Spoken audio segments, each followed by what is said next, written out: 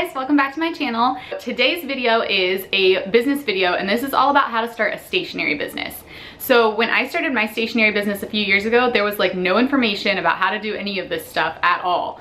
And there's still like no videos on this topic. And I think it's because it takes people so long to figure all this stuff out for themselves that they don't want to like share the information once they have it, because it's like, well, that's not fair. It took me forever to figure this out. But I just want to share everything that I know about this stuff with you guys, because it's a big hassle trying to figure this out for yourself when you're trying to get your business started. And so I hope this will be helpful. Throughout this video, I'll be linking relevant videos that I've posted before on these topics I'm talking about up here. So like as I'm talking, if you see a video pop up here, that'll be a good video to check out on that topic. To start, I don't want to sound too snarky here, but I'm talking about starting a stationery business like cards, invitations, paper, etc. I am not talking about starting a business that does not move. So if you're starting a stationery business, please make sure that you spell the word stationery correctly with an E, not an A. It's just kind of like if a dentist spelled dentistry wrong, you know? There are two different types of stationery businesses that you can start basically. One is where you design everything yourself. The other is being like a dealer or opening a brick and mortar store where you carry other people's designs. This video is going to be all about how to start a stationery business selling your own designs. So if you're interested in being a dealer or retailer, I'll be posting a separate video on that topic. So the first thing that you need to think about if you're starting a stationery store selling your own designs is branding. How are you going to stand out? How are you going to be different? There are a ton of stationery stores out there. You need to figure out a way to brand yourself in a way that makes you stand out. There are a few different ideas that I thought I would mention for branding your stationery business. The first way you can do it is you can brand your business by type. So maybe you're selling all stationery products for businesses. So in that case, you would sell like business cards, letterhead, things like that. Or maybe your store is going to be for all wedding invitations and everything wedding. So you have like invitations, RSVP cards, save the dates, signage for the reception, the table numbers, and everything goes together and people can find everything that they need for their wedding at your store. So that's branding by type. You can also brand by printing technique. So if you are a letterpress printer, or that's the type of stationery that you're planning on selling, then you could sell all letterpress in lots of different styles, and that's how you could become known. Or you could brand yourself by aesthetic. So maybe you sell all different kinds of things, wedding stuff, baby announcements, stuff for businesses, but it all has a very like soft feminine look to it. So then that could be how you brand yourself, as by aesthetic.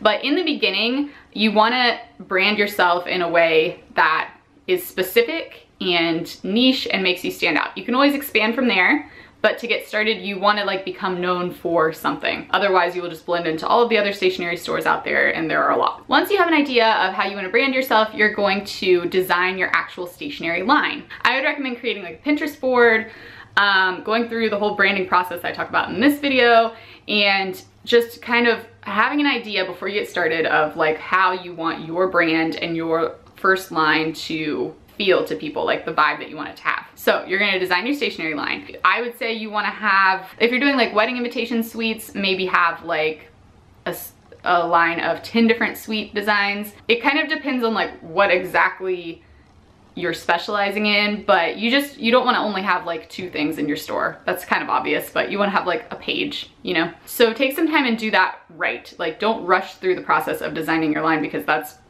the most important thing. So once you have your stationery line designed, you have to figure out your printing and your pricing. And when it comes to printing, you can always print yourself, or you can outsource your printing to a business that specializes in that.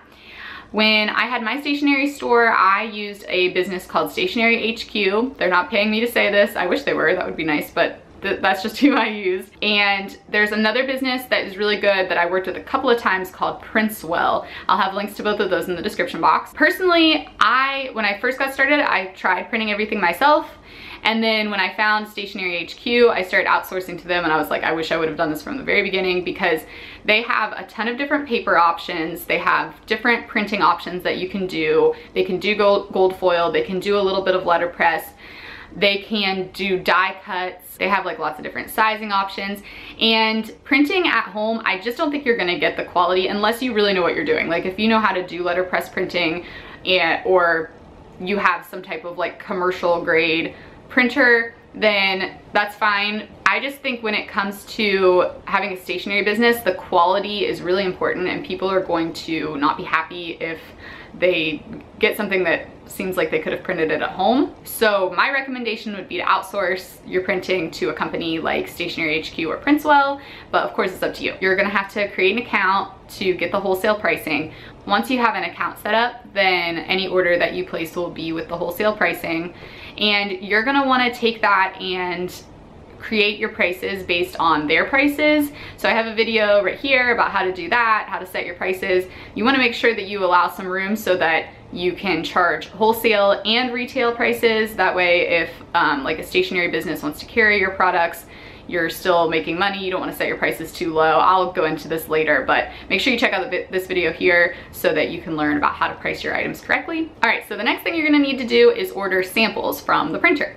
So obviously if you print your own, you just print out a sample, but if you're ordering from one of these companies, you're gonna have to order samples. This is just my recommendation. Do not like launch your shop without ordering samples so that you know what the quality is like and you feel comfortable with that before you start your business, obviously. And I just think that taking actual photographs of your stationery pieces just amplifies everything. It makes it look so much nicer. So you're gonna wanna have actual samples in your hands. Basically what I'm saying is don't get so like hasty that you're trying to launch your site really fast, and so you just do like mock-up photography for this kind of stuff. I use mock-up photography for some things, but if you're selling, especially things like wedding stationery, like you wanna be able to photograph the quality so that people can tell what it's gonna look like. And also just you as the business owner, you're gonna wanna know the quality of your products so that you can stand behind them. So once you have your samples and you're happy with them, you might have to do some tweaks to the design, order new samples, but then once you have your samples, you're gonna photograph your products. Keep in mind, as you're taking pictures of your products, you want them to have the same look as the brand that you're going for. So like if your branding is all about, like I said before, like soft, feminine, you know, floral, watercolor, things like that, then your photographs need to kind of reflect that. So in like the styling that you do. And I just want to go through a couple examples of really good product photography that is branded. The first site is called Beholden. This is a website, business by Anthropologie. It's like the same brand that owns Anthropologie started this. I never knew for the longest time that you pronounce it Beholden. I always just called it BHLDN, but it's Beholden. They're clever like that. But anyway, if you go to their stationery section, you'll see how they have the exact same pink, kind of like a blush pink background for all of their pictures. And all of their photographs for their products have this same look. And so even though a lot of these products are different and have very different looks themselves, keeping that same blush background for all of the pictures just makes everything look really cohesive and nice, and you get that same like soft feminine feel throughout the website that way. When in doubt, just use a plain white background. You kind of can't go wrong. But if you are into more like styling and you want to just add subtle little elements to your pictures, like a background that's in a color like that, or like a little organic element, things like that, it'll just make your product photography more cohesive. If a lot of your invitations are white, then maybe you don't use a white background, maybe you use a background that is like gray, something like that. But just the point is, you want your pictures to look cohesive and to fit your brand. Most important things are you want your photos to be clear and to correctly represent the products themselves. I'll post a video here that talks about how to take product photography with your iPhone if you're interested in watching that. All right, so now you have your samples, you know your prices, you have pictures of your products. So now it's time to actually start listing them and getting your online store launched. My top 2 recommendations for launching an online store would be Etsy or Shopify. I'll post a video here that has the pros and cons of Etsy. It's sort of like an Etsy versus Shopify type of video. Shopify costs a little bit more to get started, but it will give you a more professional looking website in the sense of it can be like yourbusinessname.com, whereas Etsy is always going to be hosted in Etsy. And there are other pros and cons to Etsy, but just check out that video if you're interested in that. Whichever one you decide to go with, they're both good options, but they just have differences. You're going to want to upload all your pictures and do all of your listings in whichever one you decide to go with. And then you will launch your store. Now, when it comes to setting like your shipping prices and packaging your products and things like that, If you order from places like Stationery HQ, Prince12, which are gonna be probably my top 2 recommendations for a stationery business, they can do drop shipping where you place the order and they ship it directly to your customer. It kind of is like personal preference, so you might, especially in the beginning, you might want to have them shipped to you first so that you can look over everything and make sure it's okay before you ship it to your customer, but then you're going to be paying extra shipping costs. So this is where you definitely want to have samples ordered so that you know exactly what your customer is going to be receiving. If you do drop shipping, it's really easy to set your shipping prices because you can like create a sample order in Stationery HQ or Princewell, and you can see exactly how much it's going to cost to ship, and then just set that as your shipping prices, maybe round up just slightly so that you can make sure you're not going to be like losing money on shipping. I never had any problems with drop shipping through Stationery HQ, so I would recommend it, but like I said, especially things like wedding orders, you know, it's like they're usually pretty expensive for customers, so I don't know. You might want to have it sent to you first and then like fancy it up with some packaging stuff that's more branded. It's sort of like your call, but this is where you definitely want to have samples ordered just so you can kind of like decide how you want to do it. All right, so now that your store is launched, it's time to get the word out about your stationery business, and there are lots of different ways that you can do this. Obviously, social media, I would say for a stationery business, because it's so visual, things like Pinterest and Instagram are going to be your best bets. Also Facebook, obviously. Don't be afraid to start local in your area and try to get the word out locally first, because it's just gonna be easier. You can see people in person, you can show them your work in person, and like with Facebook, you can target people in your area specifically, and then you can always grow from there if you have like complementary businesses in your area. So if you're selling wedding invitations, maybe you talk to like a local wedding dress store owner and set up a meeting with her and like bring in some samples of your work and things like that, and then see if maybe you could have some sort of arrangement where she refers people to you for their wedding invitations, things like that. Just get creative. This is where you're gonna have to kind of hustle a little bit to get going, because like I said, there are a lot of stationery businesses out there. So if you wanna get going and start making money, you're gonna have to just like be creative about it, and don't be afraid to get the word out and sell your business, because if you don't, no one else is gonna do it for you.